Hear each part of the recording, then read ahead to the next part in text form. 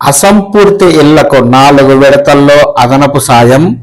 ఎస్సీలు బీసీలకు 50,000, ఎస్టీలకు 75,000, ఆదివాసీలకు ₹1,00,000, మొత్తం 350 కోట్ల రూపాయలు కేటాయించిన రాష్ట్ర ప్రభుత్వం రాష్ట్రంలో అసంపూర్తిగా ఉన్న ఇళ్ల నిర్మాణాలు పూర్తి చేసేందుకు అదనపు సాయాన్ని 4 విడతల్లో ఇవ్వాలని ప్రభుత్వం నిర్ణయించింది. బేస్మెంట్, రూఫ్ స్థాయి, రూఫ్ కాస్ట్ ఇంటి నిర్మాణం పూర్తయిన తర్వాత ఇలా 4 విడతల్లో సాయం అందిస్తుంది. ఒక్కో ఇంటికి ప్రస్తుతం ఇస్తున్న 1,80,000కు ఇది అదనం.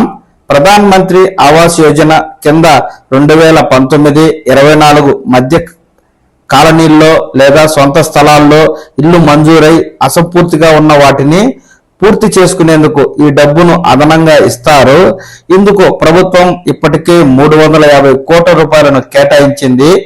ఇంటి నిర్మాణాన్ని తిరిగి చేపట్టే వారికి ఈ నెల 23వ తేదీ తర్వాత విడతల వారీగా ఈ సాయాన్ని విడుదల చేస్తారు.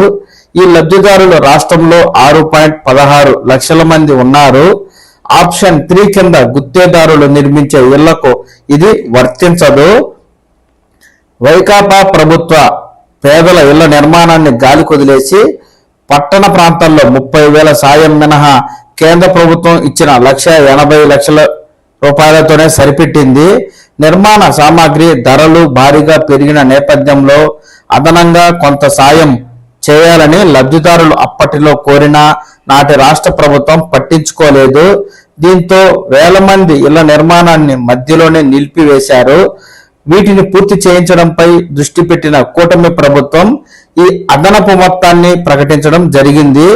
ఈ సాయం విషయం ప్రతి లబ్ధిదారు వద్దకు వెళ్లి వివరించాలని అధికారులను ప్రభుత్వం ఆదేశించింది.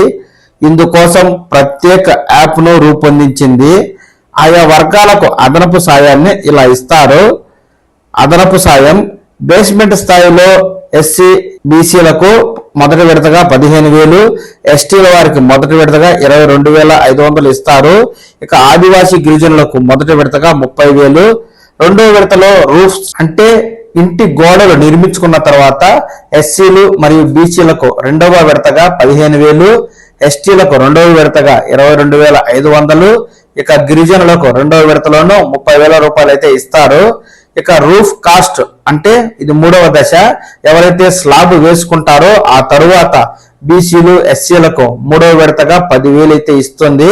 ఇక ఎస్టీలకు 3వ విడతగా 15,000, గిరిజనులకు 3వ విడతగా 20,000 రూపాయలనైతే ఖాతాలో జమ చేస్తుంది. ఇక చివరిగా 4వ విడత, ఇది ఇంటి నిర్మాణం పూర్తయిన తర్వాత బీసీలు మరియు ఎస్సీలకు 10,000 రూపాయలు అయితే 4వ విడతగా జమ చేస్తుంది.